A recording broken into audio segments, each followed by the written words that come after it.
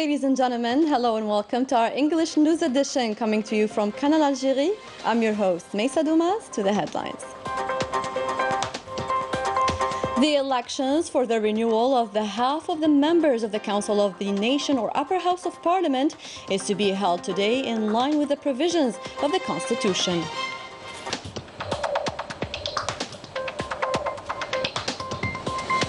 Coronavirus cases in Algeria continue on a downward trend as intensive awareness campaigns are in full swing across the country to stem the pandemic.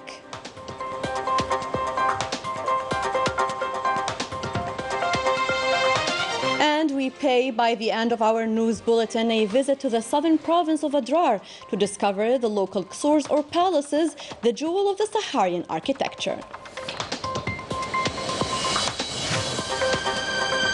Those were today's headlines. First in our news, the elections for the renewal of half of the members of the Council of Nation or Upper House of Parliament take place today in accordance with the provisions of the Constitution and the presidential decree convening the electorate signed on December 22nd by the President of the Republic, Abdelmajid Tebboune.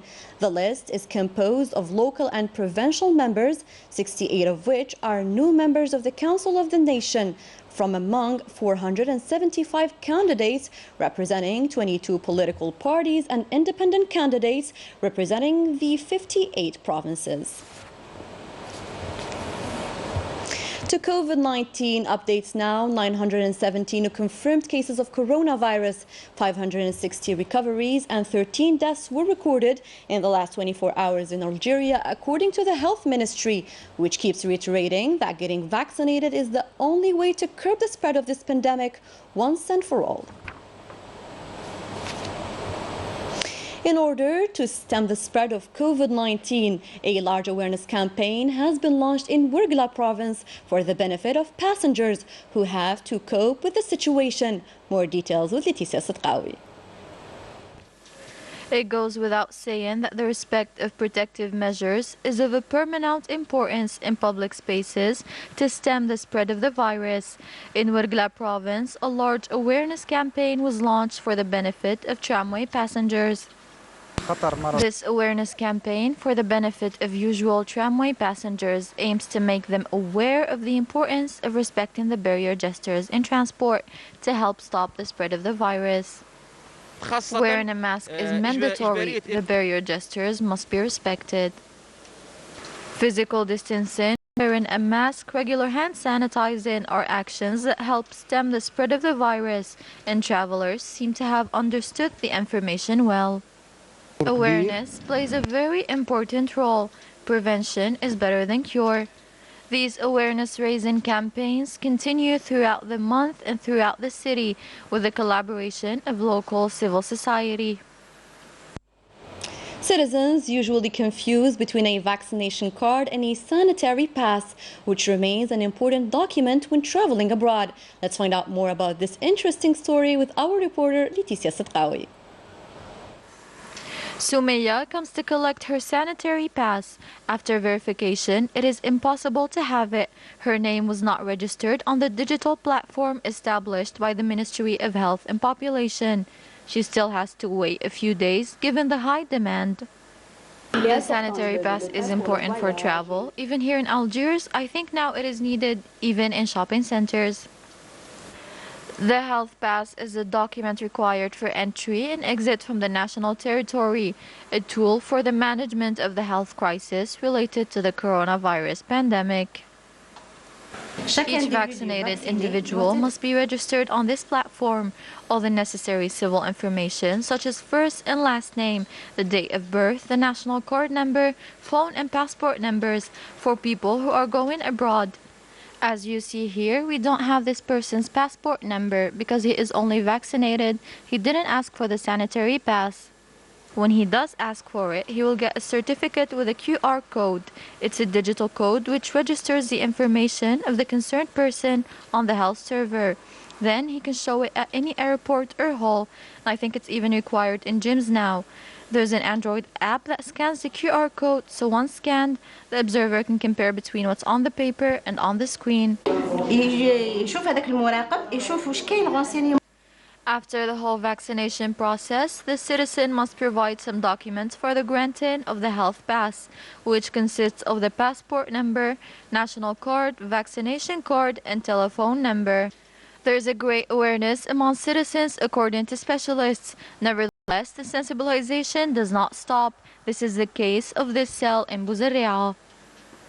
At the level of EPSP, local public health institution in Buzarri'a, 1,600 health sanitary pass certificates have been issued since August 2021. The Jilfa Cancer Center is advancing with a speedy pace so as to meet the increasing health needs of local inhabitants still eager to receive this eagerly awaited project. More details with Rania Al-Bahri. The anti-cancer center of Jilfa province will be soon operational, thanks to the rapid pace with which the works are going on to speed up the reception of this vital health infrastructure. Thank God Jilfa province will have a hospital with a capacity of 120 beds. This will relieve the patients who have to travel to other provinces for care. According to its geographical location, this region is to become a medical pole for the benefit of neighboring provinces. We suffered a lot to benefit from medical care, especially for radiotherapy sessions. We sometimes moved to Wetsouf province. Today, we hope that this project will be carried out in time in order to finally be received. This anti-cancer center is a major achievement for Jilfa province. It will avoid patients to travel until Blida province to be treated. The reception of this health structure, for which the financial package of more than 4 billion Algerian dinars has been allotted. The project being carried out by COSIDER is scheduled for October 2023. We are supervising this project to comply with the international standards. We work relentlessly so as to achieve the project in due time. This project represents a priority to end the untold suffering of the local inhabitants of this key southern region. Representing the President of the Republic, Abdelmajid Tebboune, and on the eve of the 35th Summit of the African Union, Foreign Affairs and National Community Abroad Minister Ramtan Al-Amamra participated via a video conference in the proceedings of the two summits of the Forum of Heads of State and Government for Mechanism Review. As part of the preparations for the African Summit, Foreign Affairs and National Community Abroad Minister Ramtan Al-Amamra reviewed with his Ethiopian counterpart and Deputy Prime Minister partnership relations and prospects of further consolidating them in the future. Foreign Affairs Minister Ramtan Al-Amamra also held consultative meetings in Addis Ababa with his partnerships of Angola, Kenya, Madagascar, Nigeria, Eritrea and Burundi. These meetings were an opportunity to highlight Algeria's efforts in consolidating peace and stability in the continent. Mustaghanem province has a large port considered as a commercial trading platform. In recent years, this port significantly increased its storage and transport capacities to reduce pressure on the Algiers port. The details with Manal Ammari. In the past few years, the port of Mustaghanem became a dynamic platform for foreign trade, as well as the import and export of steel to Europe, Africa and even America, all due to its strategic location. Thanks to export activities, the Mustaghanem Port Company was able to export about 885,000 tons of concrete, as well as wire rods. Concerning maritime transport, we recorded 303 commercial ships, with a 4% rise in exports in 2021. During the same year, maritime travels from the Valencia harbor to Mustaghanem harbor were reviewed. Since November 2021, we carried out transportations for 6,099 travelers in 6 crossings. In another context, the commercial activity of containers has declined by 1/3 compared to 2020 due to the drop in imports. So as to relaunch container trade, the Mustaghanem Port Company devoted 8 hectares with a reception and storage capacity of 10,000 units. The company is hoping to devote another 7 hectares. Following the President of the Republic's guidelines, we strive to reduce the pressure on the Algiers port, and we're ready to receive over 18,000 containers straight away. It should be noted that the port of Mustaghanem witnessed a 38% increase in commercial activity during 2021 compared to 2020. The Geneva Support Group for the Protection and Promotion of Human Rights in Western Sahara called on the UN High Commissioner for Human Rights to put the spotlight on the serious violations and abuses of international humanitarian law in the Sahrawi territories, noting at the same time that the repression of human rights defenders in the occupied Sahrawi territories has dramatically mounted since Morocco broke the ceasefire on November 13, 2020. In the heart of the Niger, namely in the Al Valley, biosphere reserves consisting of wetlands are populated by thousands of migratory birds. These zones are classified by the UNESCO since 1986 and represent a tourist and economic hub. Manal Ammari with the details. Ikerwin, Asamak Samak, and Tifertine are three large lakes created from seasonal heavy rains in the Tassili Niger's region, which turned with time into a rich and vibrant ecosystem, now home to a multitude of bird species and migratory birds. Isawan consists essentially of three main deltas or lakes, namely Asamak Samak, which extends over an area of over 250 hectares, Tifertine over an area of more than 140 hectares, and Ikerwin over 70 hectares. The Forest Conservation Services carry out observation and census operations of bird species and migratory birds. Ilizi Province is a transition point for migratory birds, thanks to which we were able to identify over 45 of these species. This region has all the qualities of a tourist destination.